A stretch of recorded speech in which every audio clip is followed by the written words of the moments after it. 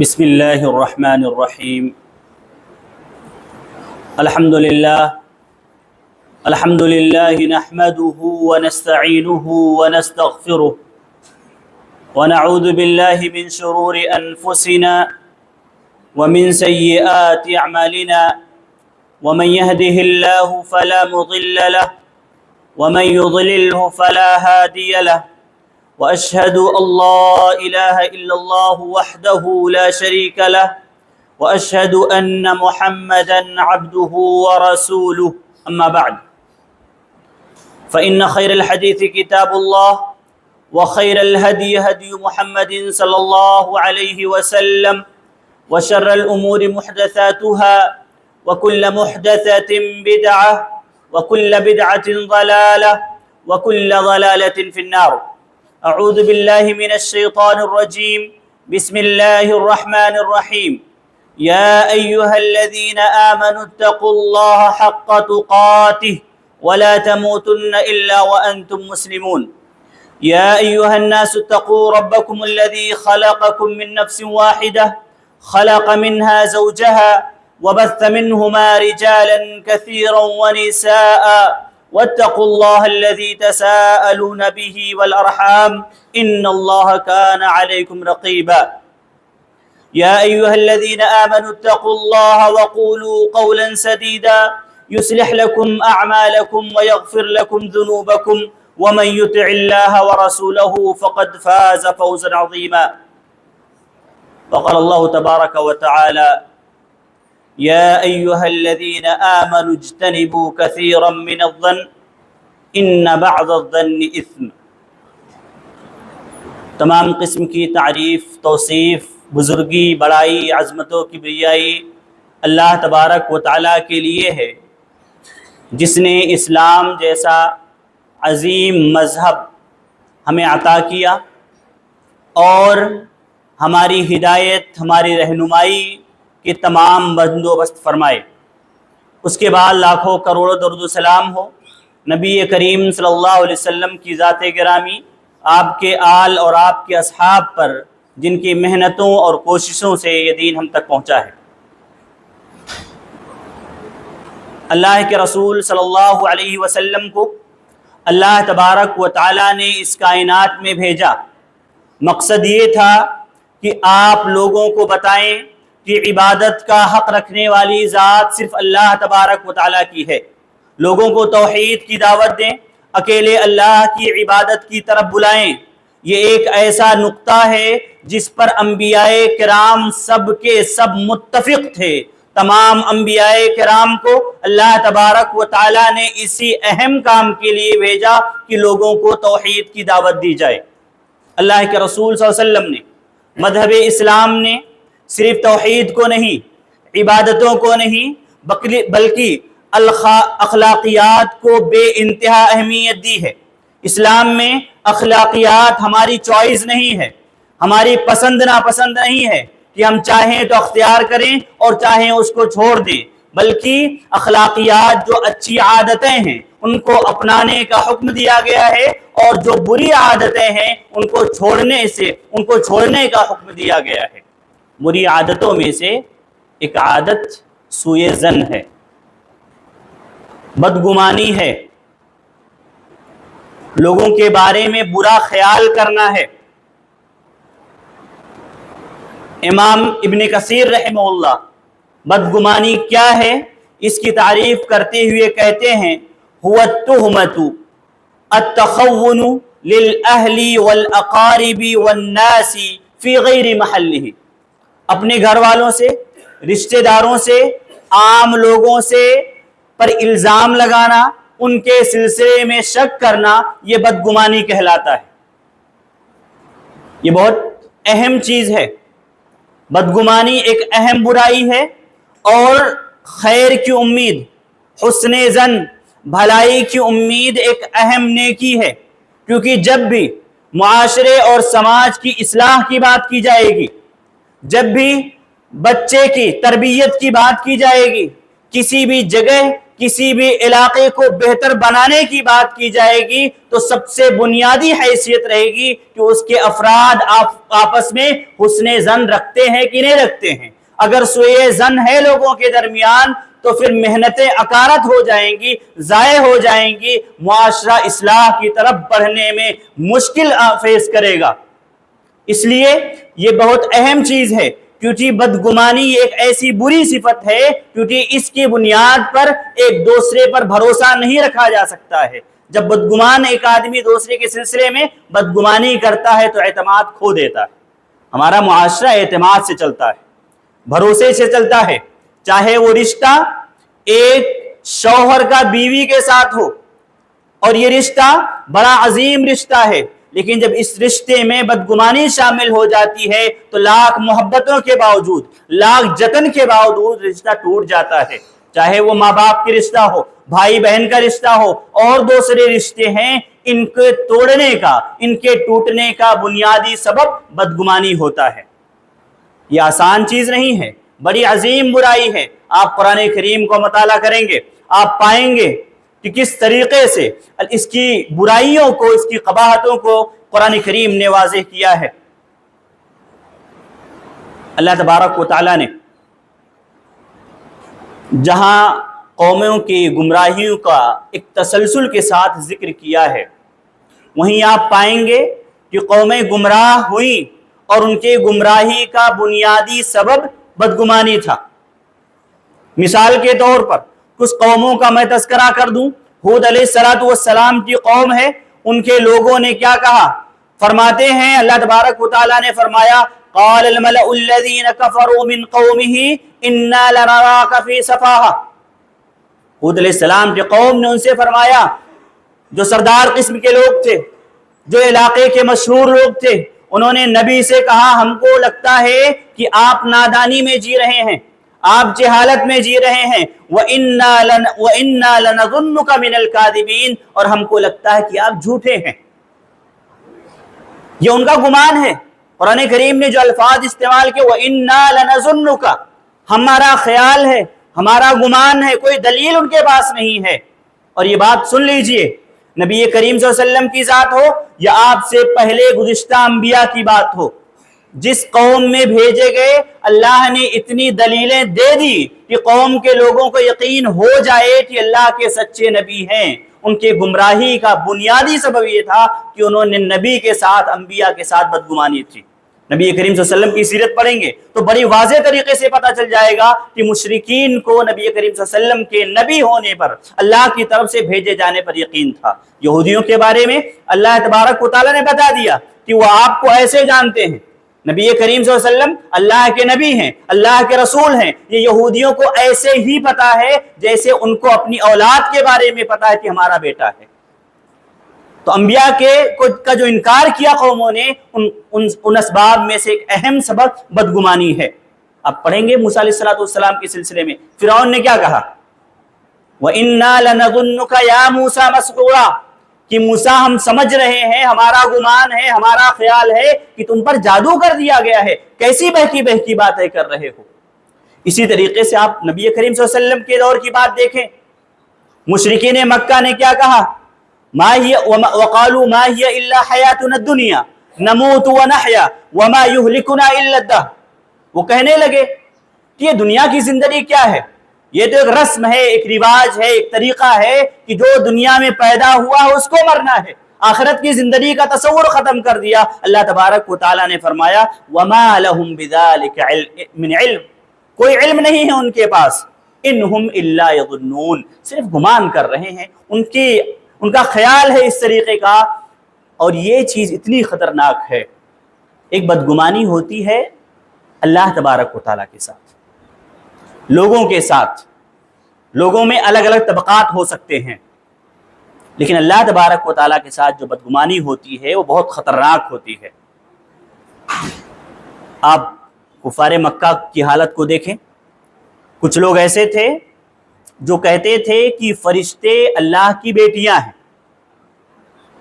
اور جب اپنے لیے اولاد طلب کرتے تھے، یا اگر ان سے پوچھا جائے کہ آپ کو اولاد میں سے کس چیز کی خواہش ہے، بیٹے کی خواہش ہے یا بیٹی کی خواہش ہے، تو ان کو خود کو بیٹے کی خواہش ہوتی تھی۔ اللہ تبارک و تعالیٰ نے اس چیز کو ذکر کیا اور فرمایا وَمَا لَهُمْ بِذَلِكَ مِنْ عِلْمٍ وَمَا لَهُمْ بِهِ مِنْ عِلْمٍ، ان کو اس چیز کا علم نہیں ہے، إِن يَتَّبِعُونَ إِلَّا الظَّنَّ، وہ پیروی کر رہے ہیں تو صرف ظن کی، وہ سوچ کی، انہوں نے جو خود سے خیال کر لیا ہے اسی کے پیچھے وہ چل رہے ہیں۔ وَإِنَّ الظَّنَّ لَا يُغْنِي مِنَ الْحَقِّ شَيْئًا، اصولی بات یہ ہے کہ جو چیز ثابت ہو جائے، جو دلیل سے ہو، جو سچ ہو، اس کے مقابلے میں ظن کبھی ٹک نہیں سکتا ہے، رک نہیں سکتا ہے۔ مشرکین میں سے ایسے بھی لوگ تھے، اللہ تبارک و تعالیٰ کے ساتھ بدگمانی کی، انہوں نے تقدیر پر الزام لگا دیا۔ اللہ تبارک و تعالیٰ نے ذکر کیا سَيَقُولُ الَّذِينَ أَشْرَكُوا لَوْ شَاءَ اللَّهُ مَا أَشْرَكْنَا وَلَا آبَاؤُنَا، کہنے لگے اگر اللہ تبارک و تعالیٰ نے ہماری قسمت میں شرک کرنا نہ لکھا ہوتا تو ہم شرک نہیں کرتے۔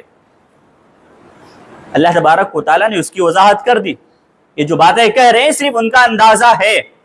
ذرا بتائیے کہ کیا ہم اور آپ میں سے کوئی ایسا ہے جو یہ کر سکتا ہو کہ جو راستہ نقصان کا ہے، گھاٹے کا ہے، خسارے کا ہے، وہ یہ کہے کہ میں اسی راستے پر چلوں گا کیونکہ میری تقدیر میں یہ لکھا ہوا ہے؟ عام مسلمانوں میں یہ بات پائی جاتی ہے۔ سوالات ہوتے ہیں کہ اللہ تبارک و تعالیٰ نے تقدیر میں لکھ رکھا، اس وجہ سے ایسی برائیاں ہم سے ہو رہی ہیں۔ ذرا سوچئے، اگر آپ کی تجارت ہے جہاں سے آپ کو منافع ملتا ہے، جہاں سے آپ کو اچھی رقم ملتی ہے، آپ وہ رشتہ توڑ دیں گے کہ یہ بہانہ بنا کر کے کہ اللہ تبارک و تعالیٰ نے میری قسمت میں یہ لکھا تھا؟ یقیناً آپ ایسا نہیں کریں گے۔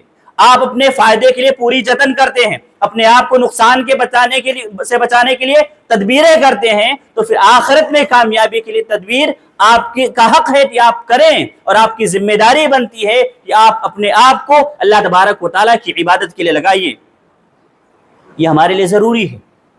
یہ اللہ تبارک و تعالیٰ کے ساتھ بدگمانی یہ بہت بڑی خرابی ہے، اور جو مشرک ہوتا ہے وہ اللہ کے ساتھ سب سے بڑا بدگمان ہوتا ہے۔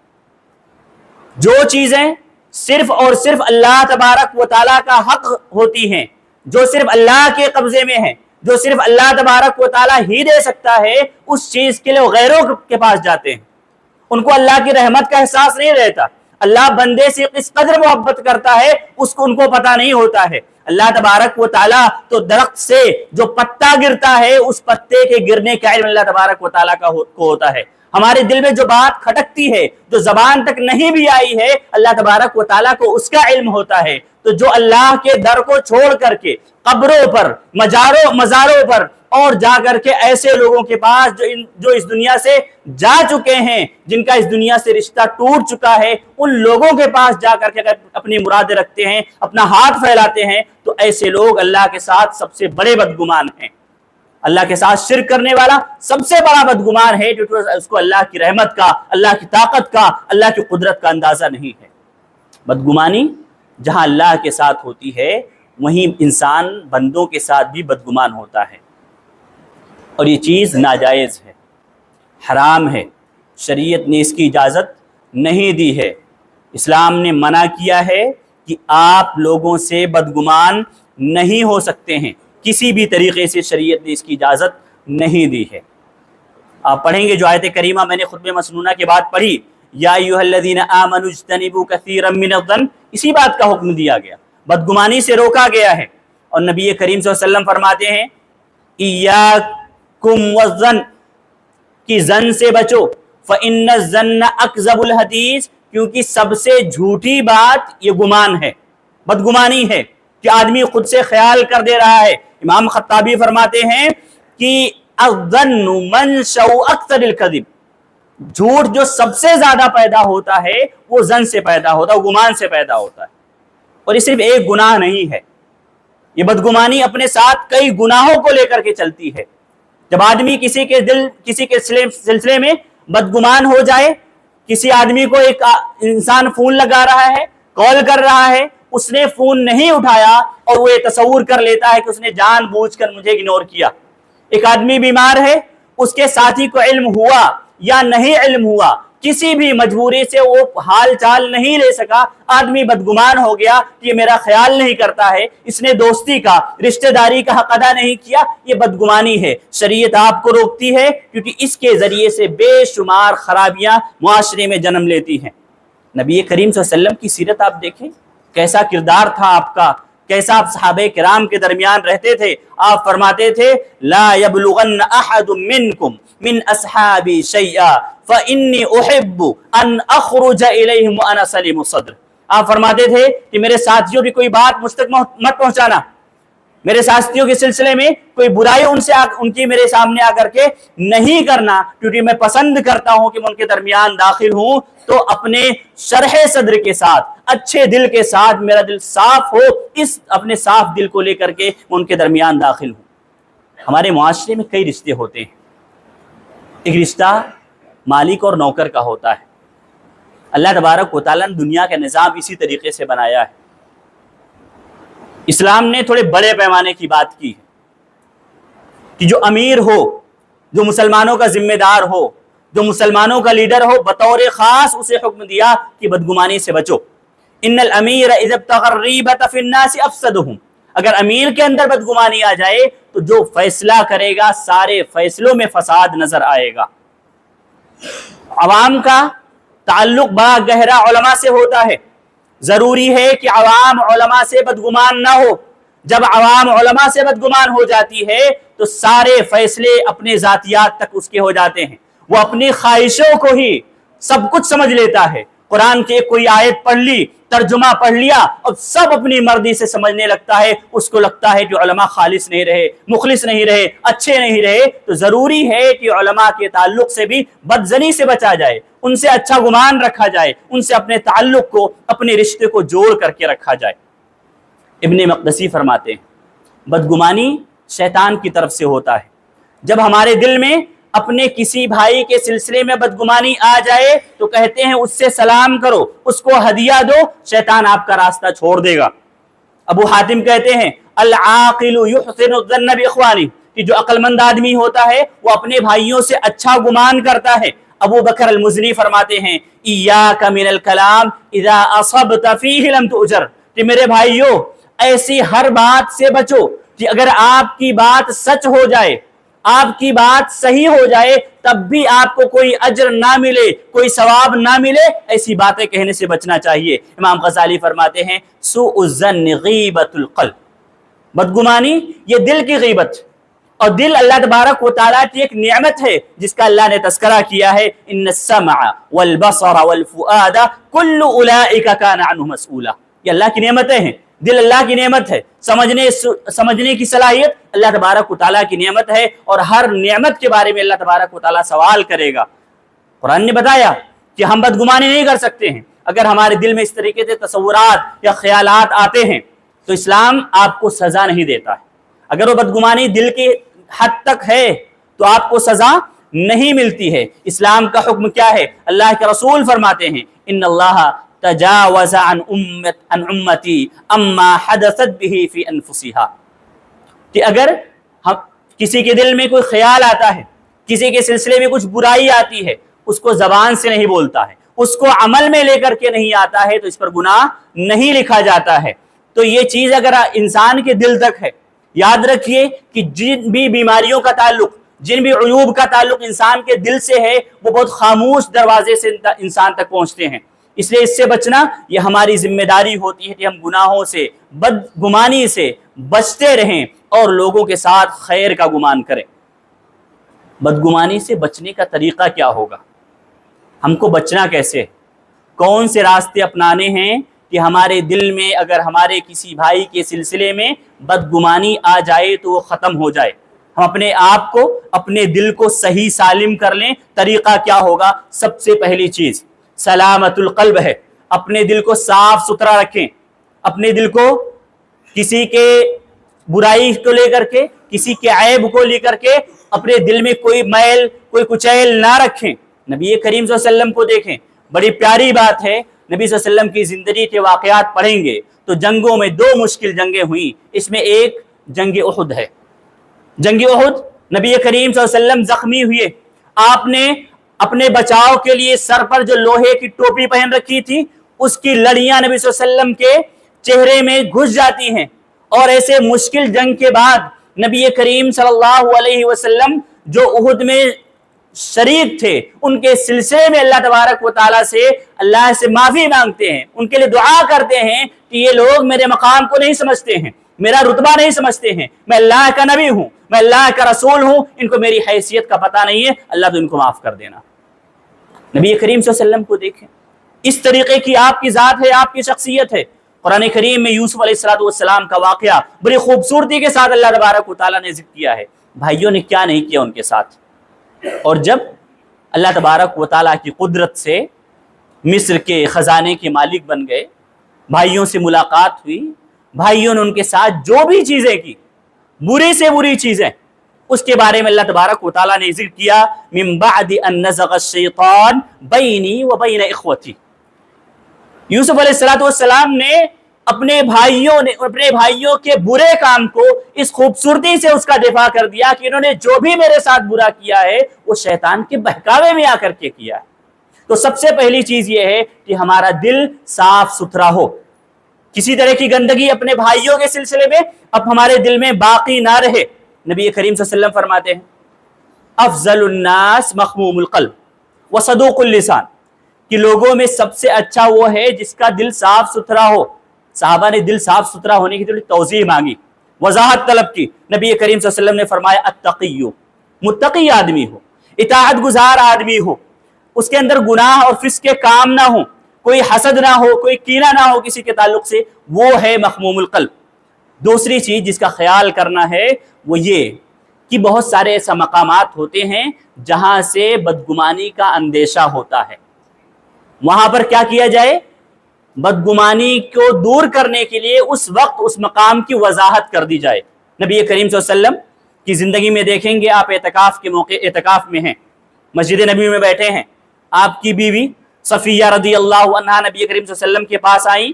آپ جب صفیہ رضی اللہ عنہا جانے لگی، نبی صلی اللہ علیہ وسلم باہر نکلے، دو صحابی بھی باہر کھڑے ہیں۔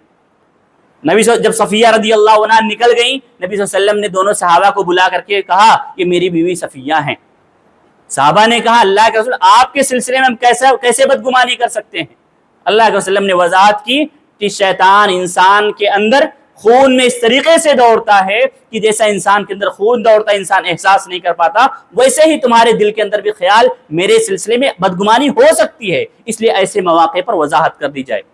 نبی صلی اللہ علیہ وسلم ایک جنگ سے واپس آئے، آپ نماز پڑھ رہے ہیں، دو صحابہ اسی میدان میں آ کر کے ملتے ہیں اور انہوں نے اسی وقت کی نماز کسی اور جگہ پڑھ لی ہے۔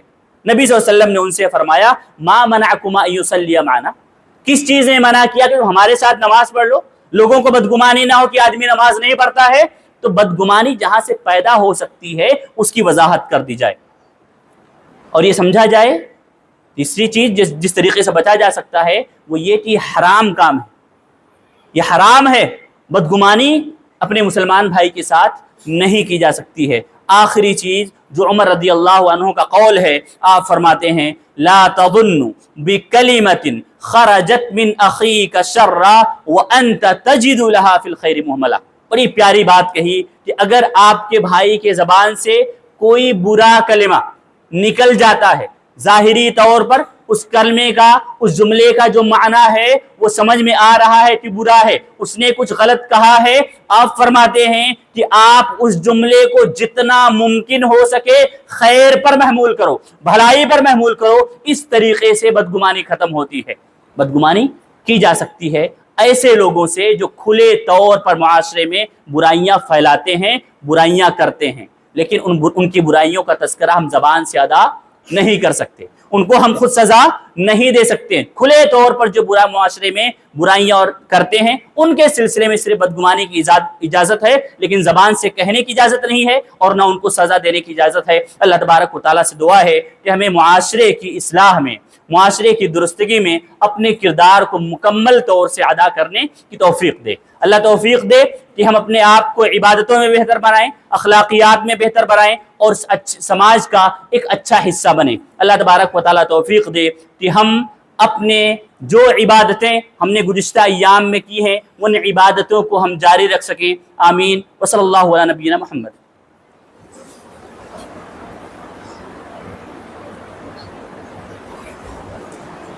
الحمد لله نحمده ونستعينه ونستغفره ونعوذ بالله من شرور أنفسنا ومن سيئات أعمالنا ومن يهده الله فلا مضل له ومن يضلله فلا هادي له وأشهد أن لا إله إلا الله وحده لا شريك له وأشهد أن محمدا عبده ورسوله. عباد الله رحمكم الله، إن الله يأمركم بالعدل والإحسان وإيتاء ذي القربى وينهى عن الفحشاء والمنكر والبغي يعظكم لعلكم تذكرون، ولذكر الله تعالى أولى وأجل وأتم وأكبر، والله يعلم ما تصنعون.